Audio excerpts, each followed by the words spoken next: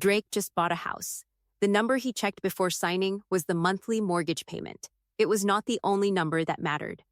Daniel still rents and invests the gap between his rent and what buying would actually cost him every month. This video isn't renting is better or buying is better. It's the actual math most people skip on both sides. Quick one before we get into this. If breaking down real math like this is useful, hit subscribe, new video every week. The median U.S. home sale price is around $407,000, but the mortgage payment is only one line of the actual cost of owning. That number moves. As of April 2026, the median home sale price had climbed to $417,800, and worth noting, income growth has actually been outpacing home price gains lately, a real affordability tailwind after years of the opposite. This video keeps using 407,000 as the working example, since that's the number the rest of the cost percentages below are calculated against. Property taxes average around 1.1% of a home's value every year. Homeowners insurance averages somewhere between $1,700 and $2,100 a year. If the down payment is under 20%, private mortgage insurance adds another 0.5% to 1.5% of the loan annually. And maintenance, the cost people underestimate most, should be budgeted at 1 to 2% of the home's value every single year. On a $407,000 home, that's potentially $4,000 to $8,000 a year in maintenance alone, on top of the mortgage payment Drake actually budgeted for. Before any of those ongoing costs, there's the upfront cost. A conventional loan typically wants 3 to 20% down, 20% specifically to avoid PMY, on top of the down payment.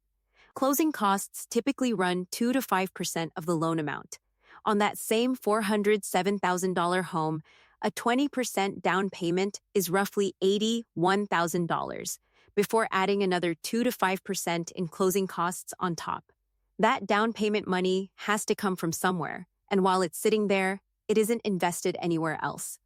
The actual process, in order: check your credit score first, aim for 620 or higher for a conventional loan, 580 or higher for FA. Get pre-approved for a mortgage before you start looking, not after. Find a home, usually with a buyer's agent, which is typically free to the buyer since the seller pays that commission. Make an offer and negotiate. Get a home inspection and an appraisal done. Then close, which is where the closing costs covered earlier actually get paid. Skipping the pre-approval step is one of the most common mistakes. It means shopping for homes without actually knowing what a lender will approve, which wastes time on houses that were never realistically in reach. The 20% down scenario also isn't the only path in. A conventional loan is the standard option, usually requiring stronger credit and offering that 3 to 20% down range. An FHA loan, backed by the federal government, allows down payments as low as 3.5% with a lower credit bar, but typically requires mortgage insurance for the life of the loan, not just until 20% equity is reached. A VA loan, for eligible veterans and service members, often allows 0% down entirely, backed by the Department of Veterans Affairs. Which one applies changes the entire upfront cost picture from earlier. A VA-eligible buyer skips the $81,000 down payment almost entirely, while an FHA buyer trades a smaller down payment for a longer running insurance cost. The loan term matters just as much. A 15-year mortgage carries a higher monthly payment but pays off in half the time and costs meaningfully less in total interest. A 30-year mortgage lowers the monthly payment but stretches and grows the total interest paid over the life of the loan. And rate structure is its own decision. A fixed rate stays the same for the entire loan term, currently running somewhere around 6.5% to 7.5% on a standard 30-year loan. An adjustable rate mortgage typically starts lower, then resets periodically based on market rates, a real risk if rates are higher when it resets, in exchange for a lower cost today. Rate and loan type aren't the only things worth comparing. The Consumer Financial Protection Bureau lists several features that matter just as much: the interest rate and any points attached to it, the closing costs and lender fees, and the APR, the annual percentage rate, which is a different number from the interest rate itself. Always compare both before choosing a loan. The CFPB also flags 4 loan features worth watching for specifically, because they can look like a lower payment while actually costing more. A prepayment penalty is a fee charged if you pay off the loan early. A balloon clause means a large lump sum payment comes due at the end of the term. An interest-only feature means your payment covers only the interest for a set period, not the loan balance itself. And negative amortization means the loan's principal balance can actually increase over time even while you're making payments. None of these features are automatically wrong for every situation, but they change the math significantly, and they're exactly the kind of thing that gets skipped when a loan offer is compared on monthly payment alone. If this is a first home, there are programs beyond the standard FA option worth knowing exist. HUD runs a directory of home buying assistance programs specific to each state, plus targeted programs like Good Neighbor Next Door for specific professions such as teachers, officers, and firefighters, and the Indian Home Loan Guarantee Program, a dedicated path for Native American homeownership. None of these replace doing the math from this video, but they're worth checking before assuming the standard conventional or FA path is the only door in. The mortgage interest deduction gets brought up constantly in rent versus buy content, usually as a reason buying wins. Here's the part that gets skipped. You can't take the standard deduction if you itemize. For 2025, the standard deduction alone is $15,000 for a single filer, $30,000 for a married couple filing jointly. That means the mortgage interest deduction only actually helps if your total itemized deductions, mortgage interest plus everything else that qualifies, exceed that $15,000 or $30,000 number. For a lot of buyers, especially after a smaller loan balance a few years in, the math doesn't clear that bar, and the deduction that got quoted as a selling point turns out to be worth nothing extra at tax time. One more tax piece worth naming honestly: a home is a capital asset. If you sell at a gain, that gain can be taxable. If you sell at a loss, that loss is not tax deductible. A real asymmetry most rent versus buy videos don't mention. There is a specific exclusion for gains on selling a primary home, covered under EARS Topic 701 and Publication 523. Here's the comparison most rent versus buy content skips entirely. What happens to that same down payment money if it's invested instead of locked into a house? If Daniel invested that same roughly $81,000 in a broad index fund instead of using it as a down payment, at the market's long-term historical average of around 10.5% nominal a year, that money is doing real work the entire time he keeps renting, work a down payment sitting in home equity isn't doing in the same liquid, flexible way. This is the actual trade-off. Buying converts liquid cash into an illiquid asset that also happens to be where you live. Renting and investing the difference keeps that money liquid and working, with real tax and lifestyle trade-offs on both sides that this video isn't going to pretend away. For real estate exposure without buying a physical property, real estate investment trusts, REITs, aren't one single thing. Residential REITs own apartments and rental homes. Commercial REITs own office and retail buildings. Industrial REITs own warehouses and logistics space. Healthcare REITs own hospitals and senior living facilities.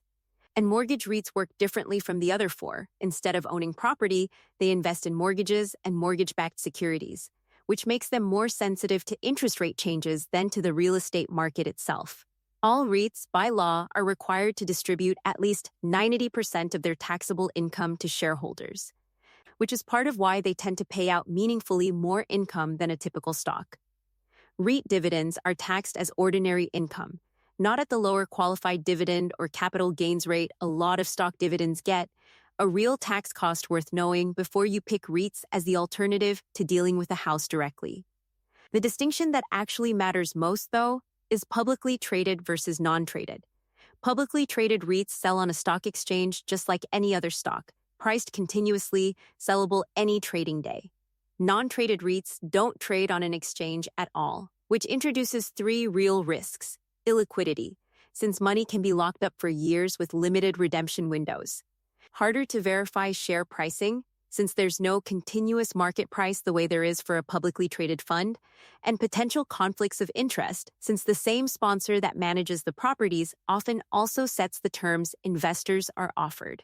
Non-traded REITs specifically carry a cost publicly traded REITs don't: high upfront sales commissions and offering fees, often 9 to 10% taken off the top before your money is even invested. Publicly traded REITs don't carry that same upfront cost structure.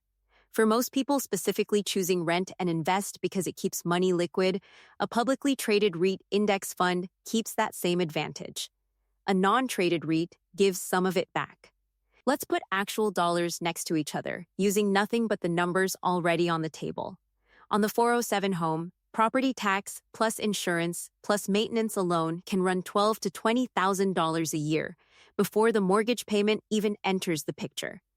Add PMI on top of that if the down payment was under 20%. And remember, the seller doesn't cover any of that ongoing cost the way they cover a buyer's agent commission at closing. That's the all-in cost of owning. Recurring every single year, Drake owns the house, not a one-time number, and it comes on top of whatever his actual mortgage payment turns out to be once rate, loan type, and term are locked in. Whether that mortgage sits at 6.5% or 7.5% on a standard 30-year loan changes the total, but the property tax, insurance, and maintenance stack sits on top of it either way. A 15-year term raises the monthly number further, a 30-year term spreads it out but adds total interest over time. Meanwhile, Daniel's $81,000, the down payment he didn't spend, is invested at that same market average of around 10.5% nominal a year, compounding the entire time Drake is covering property tax, insurance, and maintenance on top of his mortgage, and before either of them even accounts for the 2 to 5% in closing costs Drake paid upfront. Neither side is free, and investment carries real market risk the way a paid-off house doesn't. But this is the actual comparison. Dollars actually spent every year on one side. Dollars actually compounding on the other, not the mortgage payment quoted at signing versus nothing at all. The honest answer is that the actual verdict depends on a number this video can't give you: your local rent. Compared against your local home price. The Consumer Financial Protection Bureau's own guidance is worth repeating here. How much a lender is willing to lend you is a completely different number from how much actually fits comfortably in your full budget.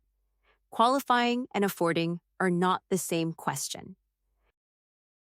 Before deciding, the actual inputs worth checking are your credit score and which loan type you'd even qualify for, whether you plan to stay in the home long enough to recoup the closing costs, and the honest gap between your local rent and your local mortgage payment, plus all the ownership costs from earlier, not just the mortgage payment alone.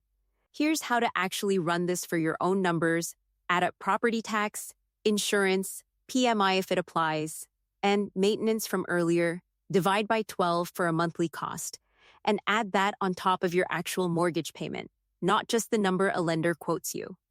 Compare that full monthly number, plus what your down payment could be earning if it were invested instead, against your actual local rent.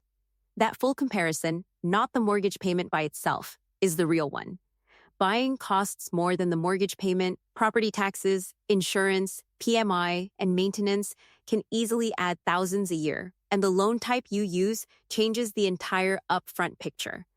Renting and investing the difference keeps that money liquid and working, including through publicly traded REITs if you still want real estate exposure. Neither one is universally correct. The actual answer depends on your own local numbers, not a national average. This video is for educational purposes only and is not personalized financial advice. Home price, cost, and mortgage rate figures are national averages and will vary significantly by location and by loan type. Check current local rent and home price data before making any decision. Next video, we're building an emergency fund in 60 days, even starting from zero. Subscribe so you don't miss it. New videos every week on the personal finance topics school.